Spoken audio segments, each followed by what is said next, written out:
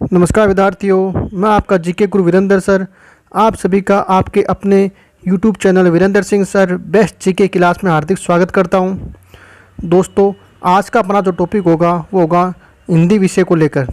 यानी कि आज मैं आपको हिंदी की ग्रामर के अंदर लोकोक्ति और मुहावरे की जो पहचान है उसके बारे में समझाऊंगा कि लोकोक्ति और मुहावरे की पहचान कैसे की जाए।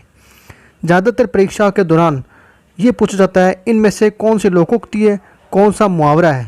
तो आज मैं आपको इस वीडियो के माध्यम से लोकोक्ति और मुहावरे की जो पहचान है उसको पहचानने के लिए एक ट्रिक मैंने तैयार की है। उस ट्रिक का प्रयोग करके आप लोकोक्ति को और मुहावरे को आसानी से पहचान सकते हो कि कौन सी लोकोक्ति है और कौन सा मुहावरा है। तो यहाँ देखो लिखा है लोकोक्ति और मुहावरे की पहचान। ये है आज हमारा न्यू टॉपिक। जीके से कुछ हटके है, हिंदी की ग्रामर को लेकर मैंने टॉपिक तैयार किया है।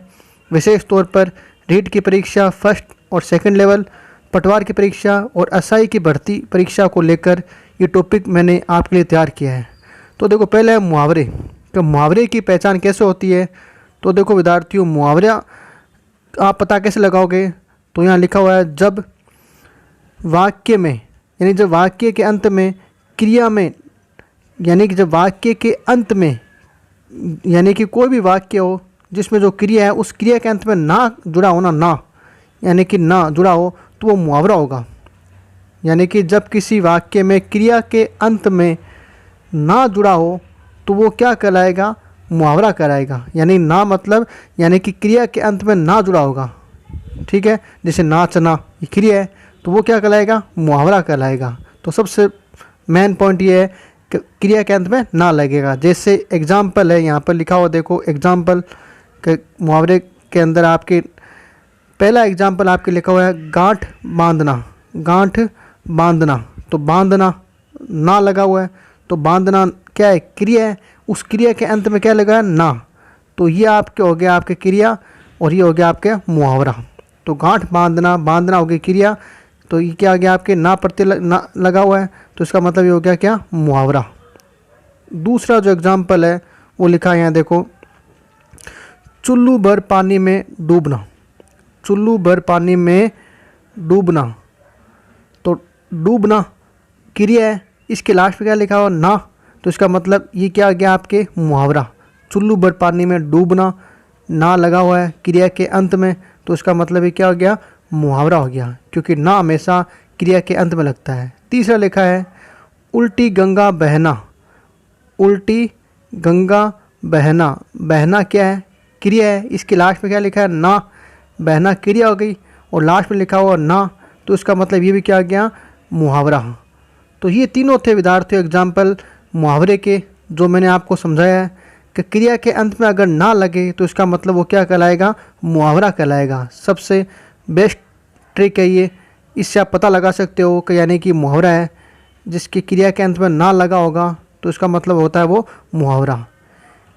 एक और आपके पॉइंट है यानी कि मुहावरे की पहचान का, यहाँ लिखा है देखो, मुहावरे में यानी मुहावरे में उद्देश्य और विधेय नहीं होते। देखो यानी कि किसी भी मुहावरे के अंदर ना तो उद्देश्य होगा ना विधेय होगा, ये दोनों नहीं मिलेंगे आपको। तो इसका मतलब वो क्या है? मुहावरा है। उद्देश्य और विधेय नहीं मिलता है, उस वाक्य को बोलते हैं मुहावरा। तो ये भी एक पॉइंट्स है, ट्रिक है कि उद्देश्य और विधेय नहीं मिले उसका मतलब वो क्या कहलाएगा? मुहावरा कहलाएगा। उद्देश्य मतलब सब्जेक्ट। जैसे यहाँ देखो एग्जाम्पल लिखा हुआ है, जैसे आपके देखो यहाँ लिखा है पहला हाथ फैलाना। हाथ फैलाना, तो हाथ फैलाना इसमें देखो ना तो उद्देश्य है ना विधेय है, तो इसमें उद्देश्य आपको दिखा नहीं दे रहा। उद्देश्य मतलब जो करता होता है, जो कहने वाला होता है, और विधेय जो क्रम होता है।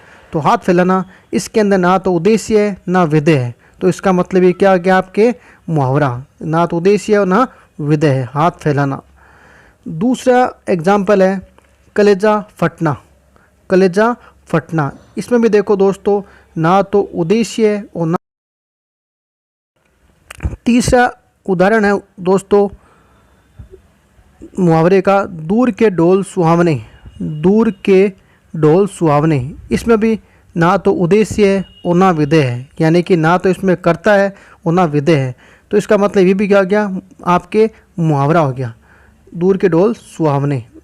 तो ये तीनों थे आपके एग्जाम्पल बिना उद्देश्य विधेय के, और ये था मुहावरा, यानी जिसमें उद्देश्य और विधेय नहीं हो वो क्या कहते हैं, मुहावरे। तो ये तो था मुहावरे की पहचान के तरीके, मैंने बताया आपको 2 तरीके। अब आता है नेक्स्ट हमारे सेकंड नंबर लोकोक्ति। लोकोक्ति की आप पहचान किस प्रकार से करोगे, तो वो देखो दोस्तों आपके सामने यहाँ पर लिखा हुआ। लोकोक्ति की पहचान करने के लिए आपके सामने मैंने एक पॉइंट्स तैयार किए हैं। क्रिया में ना जुड़ा नहीं होता, देखो, यानी कि किसी वाक्य की क्रिया में अगर ना जुड़ा नहीं हो तो इसका मतलब वो क्या कहलाएगा, लोकोक्ति कहलाएगा। यानी कि मुहावरे के अंदर क्रिया के अंत में ना जुड़ा होता है और लोकोक्ति के अंदर क्रिया के अंत में ना जुड़ा नहीं होता, तो इसका मतलब लोकोक्ति है। तो वो क्या कहलाएगी, लोकोक्ति। क्रिया के अंत में ना नहीं जुड़ा होता तो वो लोकोक्ति। जैसे एग्जाम्पल आपके 1 नंबर लिखा हुआ है, इन तिलों में तेल नहीं। अब यहाँ देखो आपके कोई क्रिया नहीं है, ना नहीं है लिखा हुआ लास्ट में, तो इन तिलों में तेल नहीं, तो मतलब आपके ये लोकोक्ति है। नहीं आ रहा लास्ट में, तो इसका मतलब क्या है, लोकोक्ति है, क्योंकि मैंने कहा था मुहावरे के अंदर क्रिया के अंत में ना लगता है। दूसरा है, आप भला तो जग भला। आप भला तो जग भला, भला इसमें ना नहीं लगा, तो इसका मतलब ये भी लोकोक्ति है, क्योंकि लास्ट में लिखा है भला, तो भला में ना लिखा नहीं है, तो इसका मतलब ये क्या आ गई है, लोकोक्ति हो गई। तो ये 2 आपके एग्जाम्पल थे लोकोक्ति के, जो क्रिया के अंत में ना नहीं लिखा होता, इसका मतलब वो लोकोक्ति होती है। दूसरी जो पहचान है लोकोक्ति की वो लिखा है, देखो दूसरी पहचान, लोकोक्ति में उद्देश्य व विधेय होगा। देखो यानी किसी वाक्य के अंदर जब उद्देश्य होगा या विधेय होगा ना, तो वो क्या कहलाएगी, लोकोक्ति कहलाएगी। मुहावरे में उद्देश्य विधेय नहीं होते, लेकिन इसमें होते हैं। जैसे एग्जाम्पल आपके सामने लिखा है, अंधा क्या चाहे 2 आंखें। अंधा क्या चाहे 2 आंखें। देखो इसमें आपके उद्देश्य और विधेय दोनों ही हैं। इस वाक्य के अंदर आपके उद्देश्य विधेय, जैसे अंधा उद्देश्य है ना, और क्या चाहे 2 आंखें तो विधेय, तो इसका मतलब इसमें उद्देश्य और विधेय दोनों हैं, तो इसका मतलब क्या आ गया, ये लोकोक्ति है। 2 आंखें, तो ये क्या आ गया आपके, विधेय। तो इसका मतलब इसमें उद्देश्य विधेय दोनों का प्रयोग हो रहा है दोस्तों, तो इसका मतलब ये है लोकोक्ति। सेकंड नंबर आपके एग्जाम्पल है, आ बेल मुझे मार। आ बेल मुझे मार, इसमें देखो आपके आ बेल, तो आपके उद्देश्य भी है, मुझे मार, मुझे में क्या आपके विधेय, तो इसका मतलब इसमें उद्देश्य और विधेय दोनों का प्रयोग हुआ। देखो विधेय दोनों का प्रयोग हुआ है, तो ये भी क्या एक लोकोक्ति है। आ बेल मुझे मार, मुझे मतलब विधेय है इसमें, तो इसका मतलब इसमें विधेय भी है और उद्देश्य दोनों ही हैं, यानी कर्ता और क्रम दोनों का प्रयोग हुआ है। तीसरा उदाहरण है, ऊँट किस करवट बैठता है। ऊँट किस करवट बैठता है, तो दोस्तों यहाँ देखो आपकी ऊँट यानी कि उद्देश्य, यानी कर्ता खुद है करने वाला, उद्देश्य ऊँट है यहाँ पर, और विधेय यानी कौन है, करवट, यानी कि करवट, तो यानी कि विधेय भी आ रहा है। ऊँट किस करवट बैठता है, तो इसमें उद्देश्य और विधेय दोनों हैं, तो इसका मतलब ये क्या कहलाएगा, लोकोक्ति कहलाएगा, क्योंकि दोनों आ रहे हैं इसमें, करवट यानी कि विधेय, तो ये आपके है लोकोक्ति। तो दोस्तों ये थे हमारे मुहावरा और लोकोक्ति पहचान करने के तरीके, जो मैंने आपको इस वीडियो के माध्यम से समझाया। आप परीक्षा के दौरान इस ट्रिक का प्रयोग करके आसानी से मुहावरा और लोकोक्ति की पहचान कर सकते हो। इससे आपको पता रहेगा कौन सा मुहावरा है, कौन सा लोकोक्ति है। आज के लिए इतना ही, आगे के वीडियो में हम अपना नेक्स्ट टॉपिक लेंगे। तब तक के लिए दोस्तों, जय हिंद, जय भारत और वंदे मातरम।